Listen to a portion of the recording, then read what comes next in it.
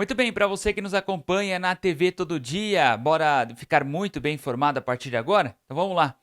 Bom, a gente traz uma informação que envolve um limeirense jogador profissional e Palmeiras e Red Bull Bragantino.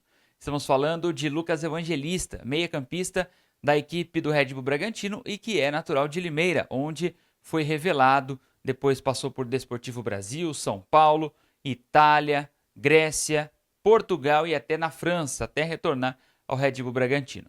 Bom, o Lucas Evangelista, que está no clube de Bragança desde 2020, ele tem o interesse do Palmeiras, tá? O Palmeiras está fechando a contratação do meia-campista limeirense de apenas 29 anos, Lucas Evangelista. A concretização deste negócio deve acontecer no máximo até terça-feira, caso o Red Bull Bragantino não passe de fase contra o Santos, tá? Pelo menos a divulgação não deve ser feita antes dessa partida.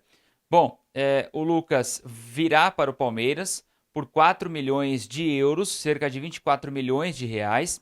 E na troca, a primeira informação seria que o Fabinho, volante do Palmeiras, da base do Palmeiras, que está no profissional, ele seria emprestado por um ano, com opção de compra da equipe do Bragantino no final da temporada. Porém, o Bragantino estuda a compra por pelo menos 50% do Fabinho. Então, essa parte da negociação ainda está sem definição, deve acontecer até o final dessa semana, mas a definição de troca já está feita. O Lucas Evangelista irá para o Palmeiras e o Fabinho irá para o Red Bull Bragantino. O único detalhe que está ainda sendo definido é essa questão, se o Fabinho vai por empréstimo ou se ele vai como aquisição da equipe de Bragança, nem que seja por pelo menos 50% do passe do jogador. Essa é a única decisão que falta ser tomada e que falta ser fechada neste primeiro momento, tá certo? Então, a gente já pode cravar praticamente que o Lucas Evangelista é o novo reforço do Palmeiras, tá? E ele quer ir para o Palmeiras, o meia limeirense Lucas Evangelista. Bom, a gente traz outras informações, temos Copa do Brasil para esta quinta-feira, tem alguns jogos que envolvem a Inter de Limeira, mas antes eu vou trazer duas informações. No Botafogo, o John Textor, que é o dono da SAF do Botafogo, ele se reuniu com o Hernan Crespo e negocia a contratação do técnico para a equipe do Fogão. E está negociando então a chegada de Hernan Crespo para a função de treinador. Há 54 dias que o Botafogo não tem um técnico. E ele mandou embora aí, ou ele. Não, ele mandou embora, né? Ele acabou aceitando a proposta do El Rayán pelo técnico Arthur Jorge, que deixou a equipe botafoguense. Então, ele se reuniu nesta quarta-feira de forma virtual com os agentes do Hernan Crespo e com o próprio treinador para negociar ali os detalhes. Tudo indica que o técnico deverá sim ser o novo comandante aí da equipe do Botafogo, tá?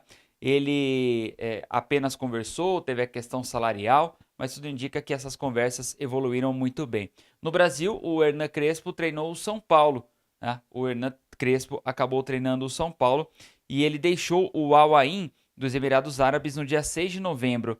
Tá? No São Paulo, ele foi técnico do Tricolor entre fevereiro e outubro de 2021, período em que conquistou o Campeonato Paulista, o último do Tricolor, e foi em cima do Palmeiras, tá certo?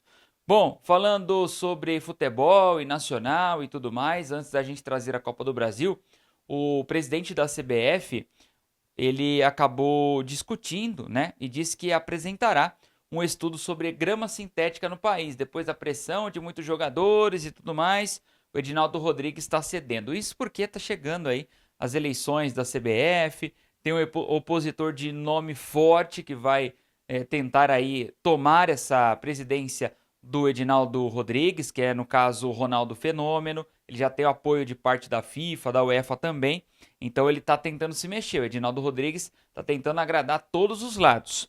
E ele abordou nesta quarta-feira o protesto de jogadores contra gramados sintéticos no Brasil, que foi encabeçado aí por Neymar, Lucas, Felipe Coutinho e Thiago Silva, entre outros atletas também.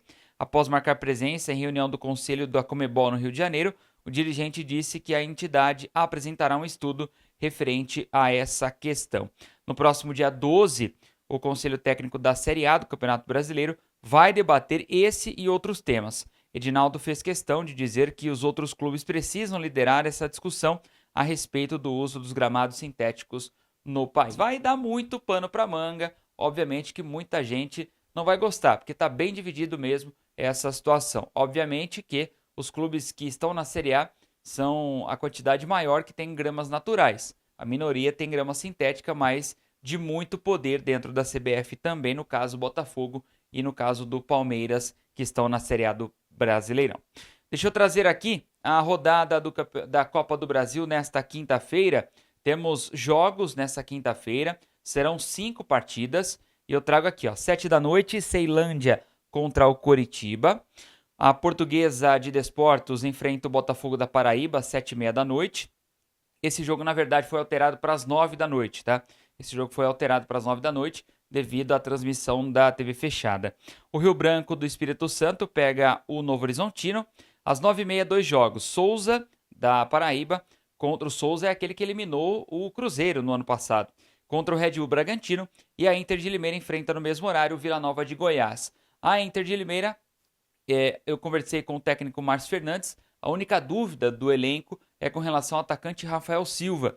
Ele ainda está numa transição no departamento médico programado e ele não sabe ainda se o atacante da Inter vai reunir condições de estar à disposição para a partida desta quinta-feira na Copa do Brasil. Mas, pelo que a gente pôde saber, né, pelo que a gente apurou, a Inter de Limeira deverá mandar a campo a mesma equipe, pelo menos, que perdeu para o Santos no final de semana e que foi rebaixada para o Campeonato Paulista da Série A2. Ele gostou do time e apenas fará as correções na defesa por conta dos gols levados, né? Foram 3 bolas alçadas na área, foram 1 gol olímpico e 2 cruzamentos do Neymar, que acabaram resultando em gols aí de Tiquinho Soares, tá certo? Bom, a gente vai trazer mais informações na próxima edição aqui da nossa TV Todo Dia. Um abraço.